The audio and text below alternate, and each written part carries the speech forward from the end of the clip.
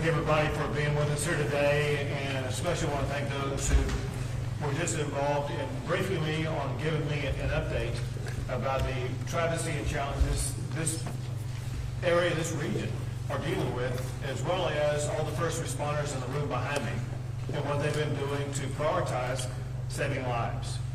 Obviously, there are enormous concerns and challenges that we're dealing with still in the Kerrville area.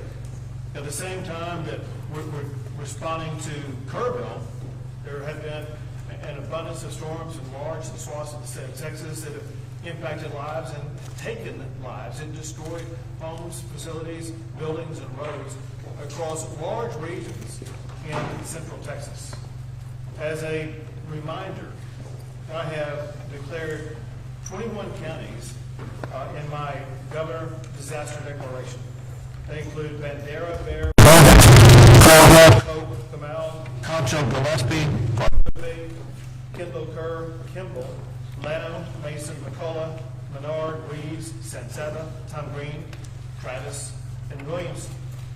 And that disaster declaration emphasizes the role that the state of Texas is going to play in each of those counties that are going through these enormous challenges. On top of that, I have to tell you new news, and that is because of weather that is going to be taking place today and overnight, and maybe tomorrow. There are additional communities that need to be aware they're going to be facing challenges of their own. They include areas surrounding the communities of Uvalde, Del Rio, and Concan. And the state is already deploying resources in those regions to help them get prepared. We'll be working with local officials in those regions, just as we have in these other regions. And in those regions, as well as in Travis and Williamson County, as well as in Kerr County, job number one is always saving lives, protecting lives, and finding those who have lost their lives. And that is a 24/7 operation that we are unrelenting in continuing to. That includes, especially if you look at the areas either in Williamson or Travis County or counties nearby. If you saw the rushing waters over the past 24 hours, you know that there were an extraordinary number of people that had to be rescued.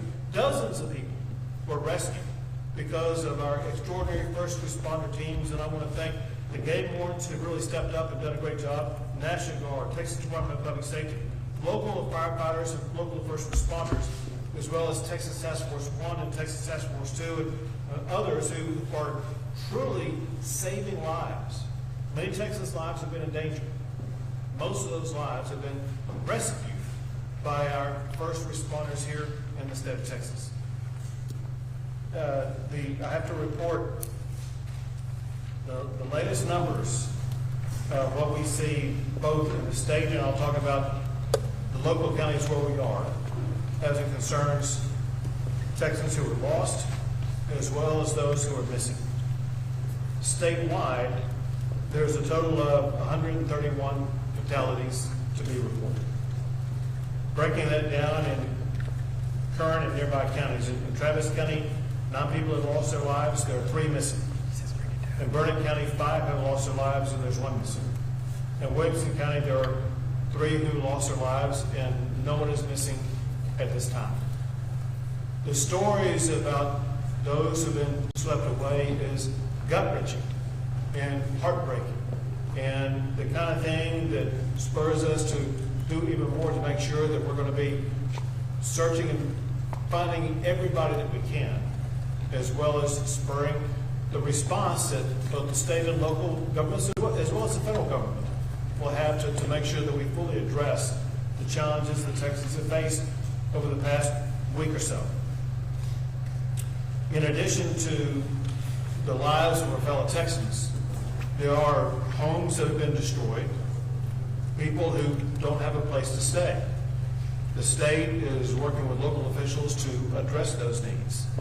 There's also infrastructure around those people that make living where they are or accessing their home either difficult or impossible. I visited one today. I visited the Big Sandy Creek Bridge and was astonished at what I saw. If you haven't seen it, it's a 2-lane road and has two yellow lines in the middle of it to divide one roadway from the other from going in opposite directions.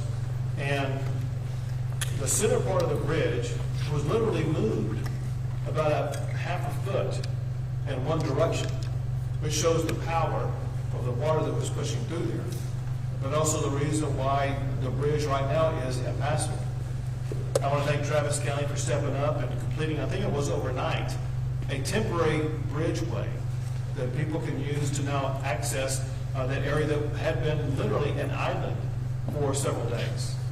But also their commitment to work very aggressively to get that bridge repaired and will be usable on the permanent sense of the matter. We also know that there are other infrastructure challenges such as the RM 1431 at Cow Creek. And I visited with the Texas Department of Transportation, and they'll be talking to you shortly. But listen, they're going to be moving at lightning speed to make sure that that bridge is going to be operational again. They're in the preparation stage right now with regard to removing all the debris so that they will be able to begin the construction progress quickly. They're in the process of accepting bids, and I think, and it'll be announced here shortly, but announcing who is going to be getting those bids in order to begin the construction process and get that done quickly. We know that the people who face challenges because of that bridge closure have those needs that must be met. And Texas is ready to step up and address those needs. Let me just add this. All of America has their eyes on what's going on in Texas. And Americans are praying, caring for, and helping our state so much. It's just unbelievable. But quite literally, half of the states of the United States are providing resources to help Texans either deal with those who are missing, help rebuild, whatever the need is.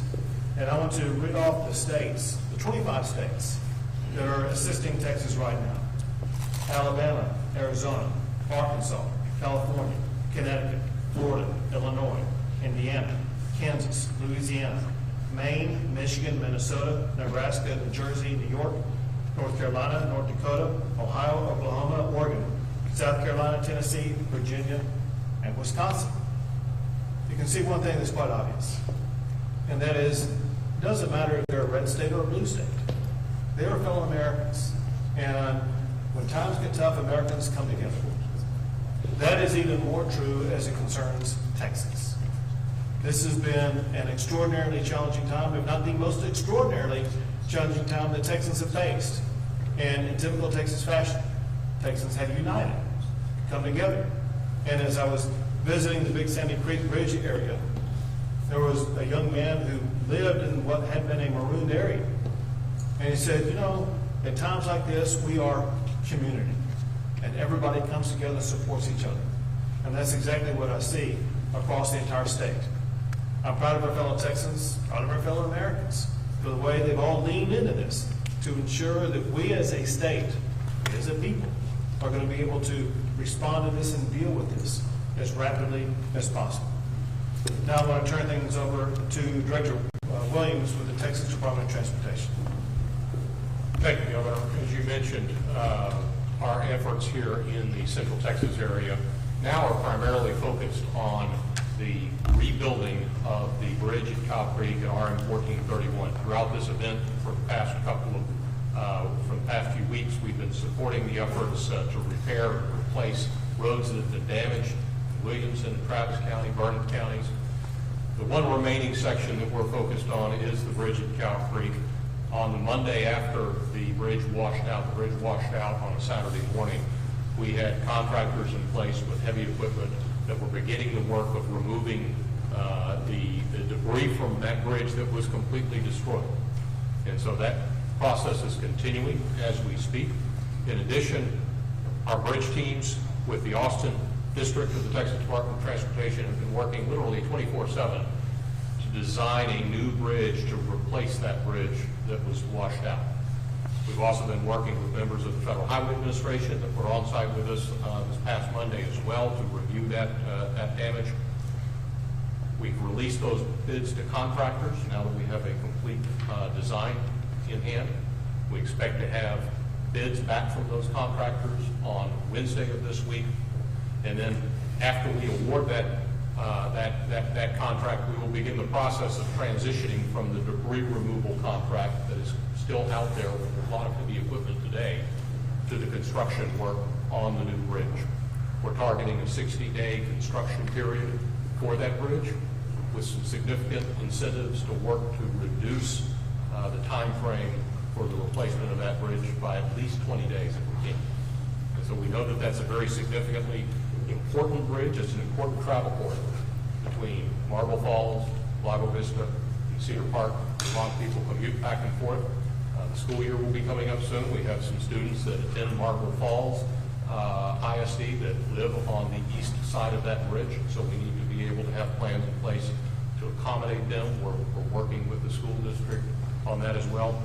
Overall, though, we've made some significant progress statewide. We're continuing, Governor, as you know, to work in the Kerrville Hunt area on State Highway 39 and Ranch Road 1340 to repair and replace the bridges and the roads that were damaged there.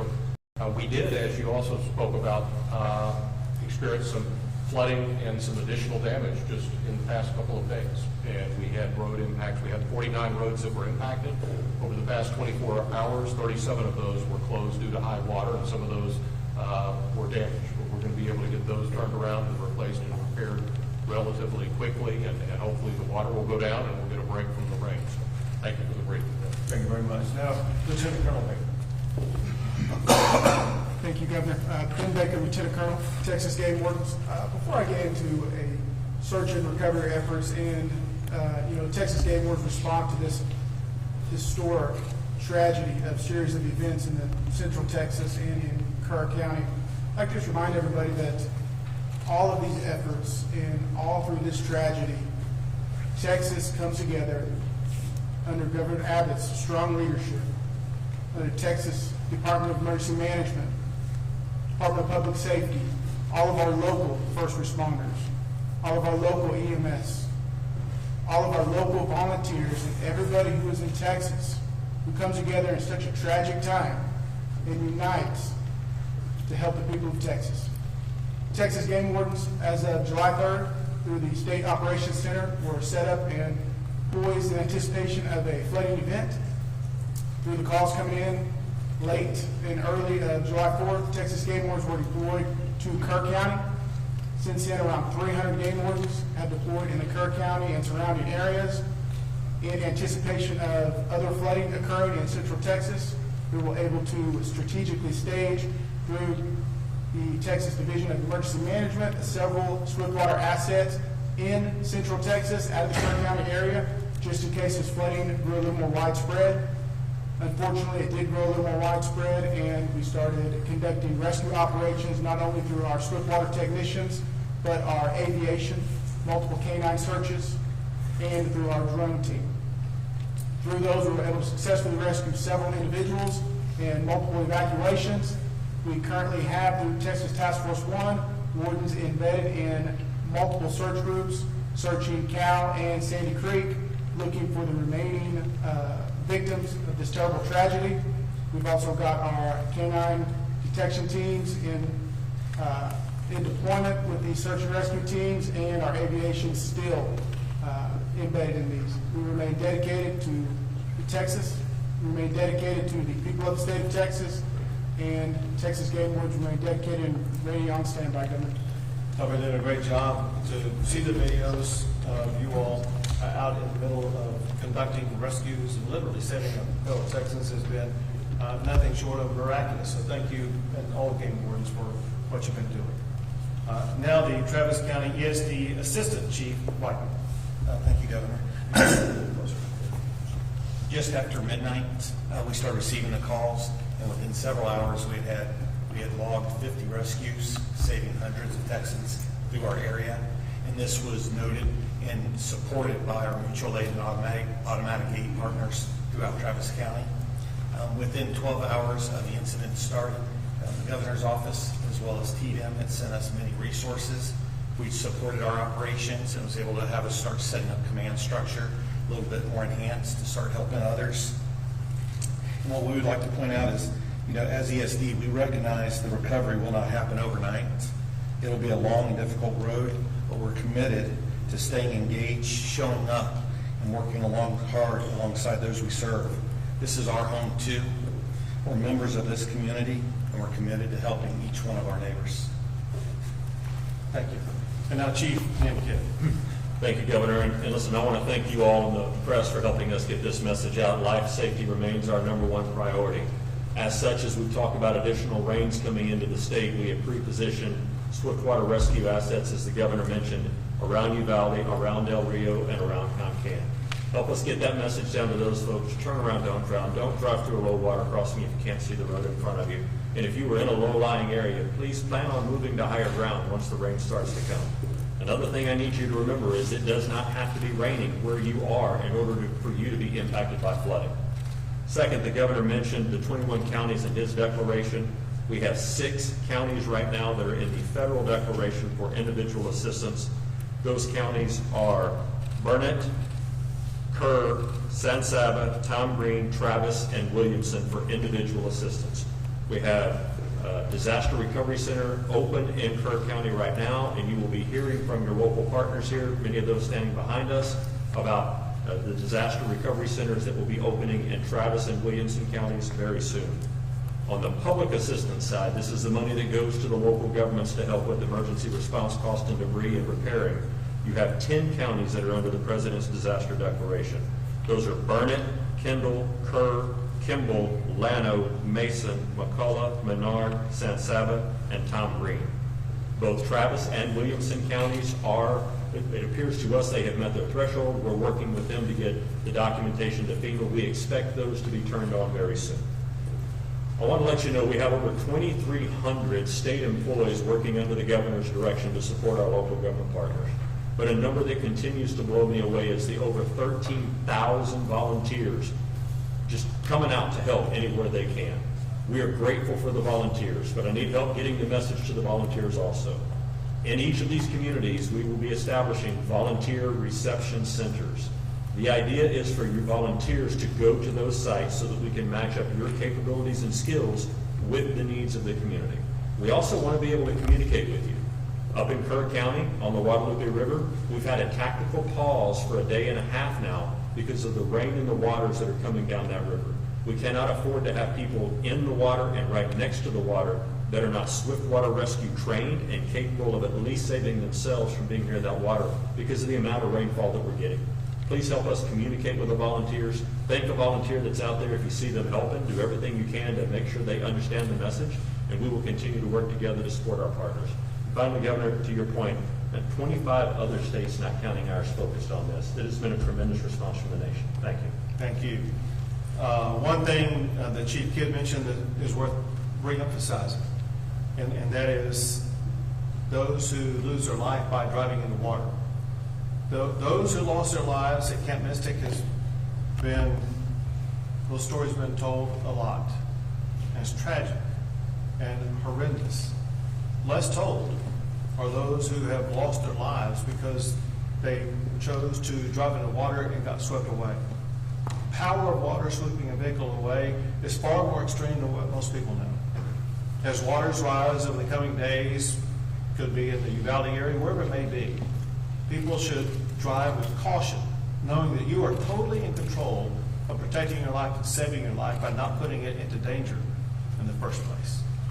We'll take a few questions. Governor, for those that are still missing, could you give us some insight into how long it can take from when the moment a victim is found to when they can be identified, family notified, into how long it might take for the state then to update the number of those missing?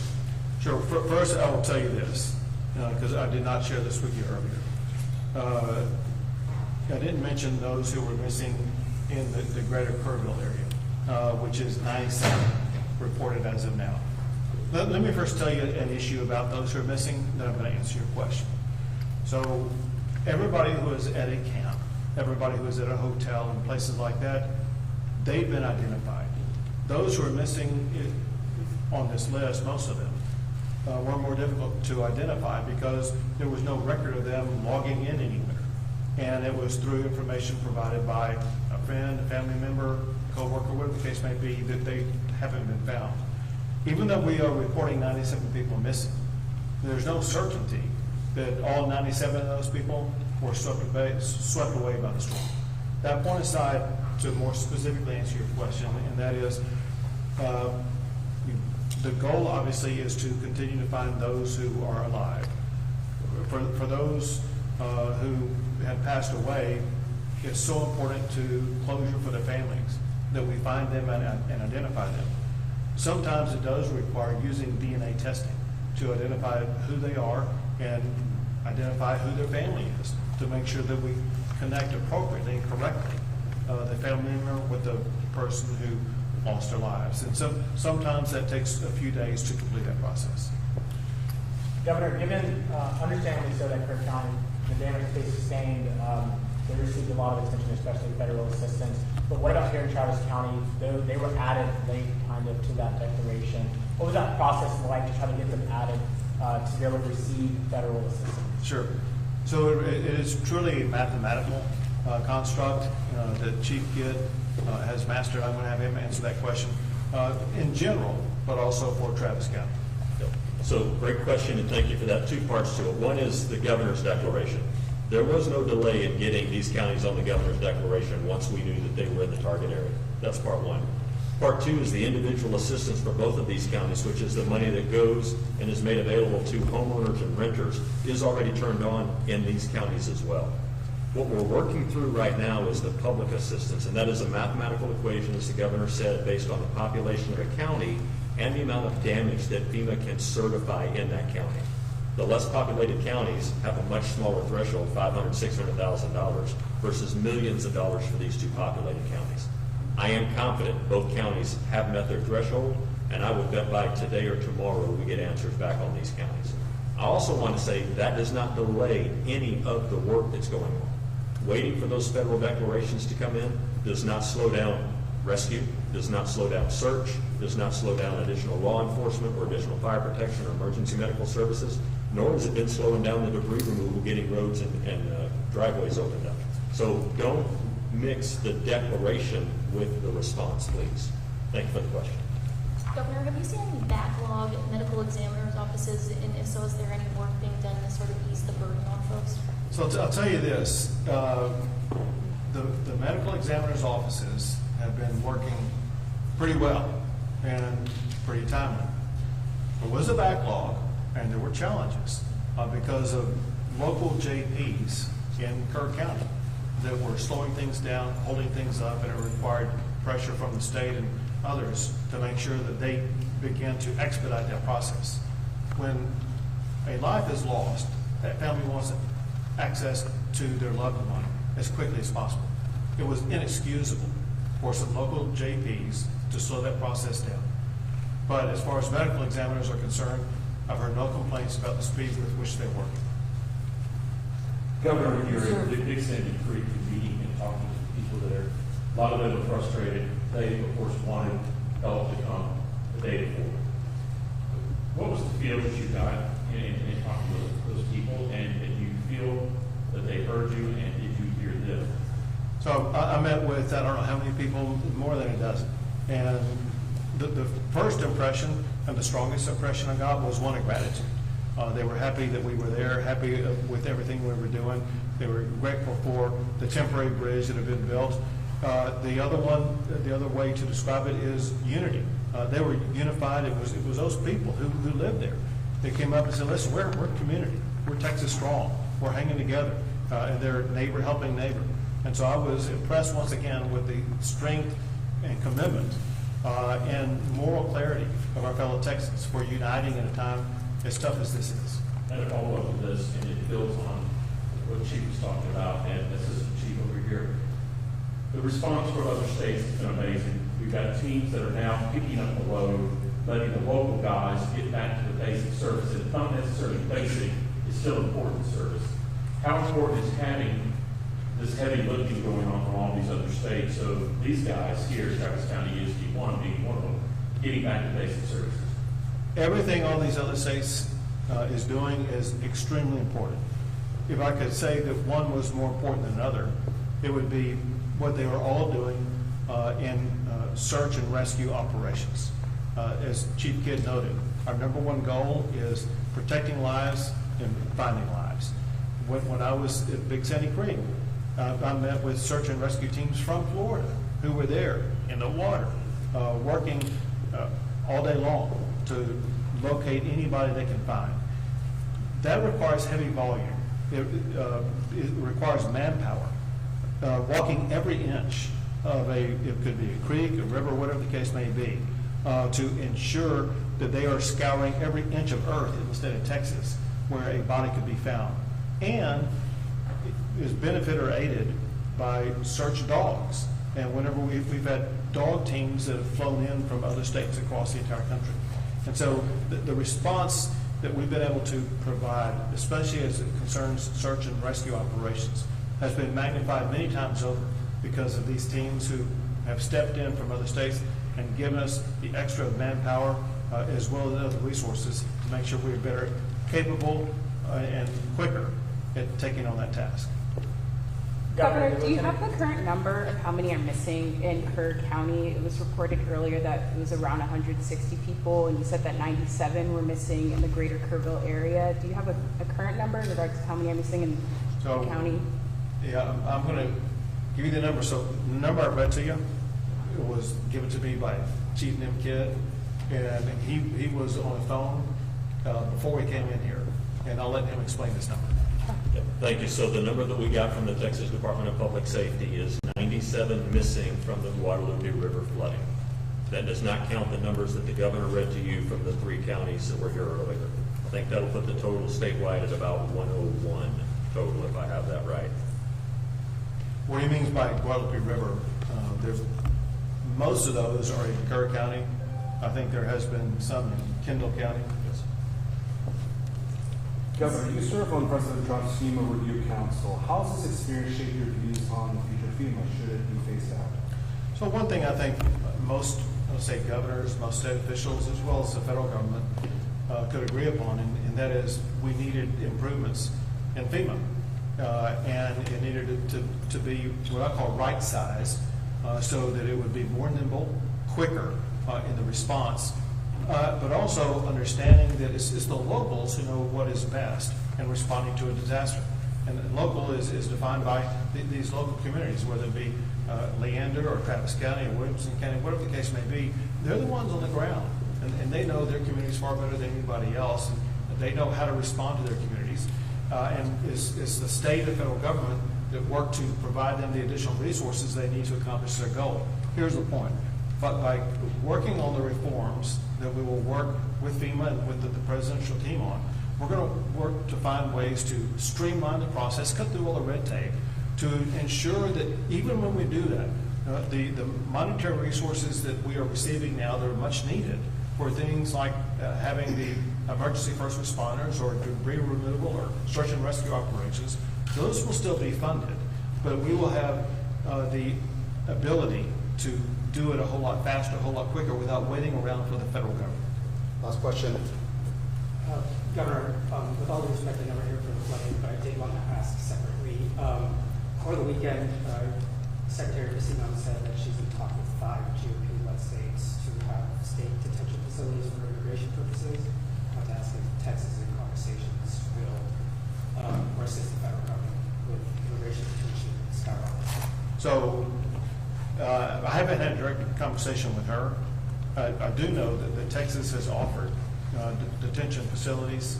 I've signed what's called a 287G law that was passed in the session that requires local jails to work with Homeland Security. Listen, we want to do everything we can to make sure that those who are here legally are allowed to remain legally. Those who are here illegally, they'll be turned over to ICE. Would there be some? That's it. Thank you. Thank you, guys.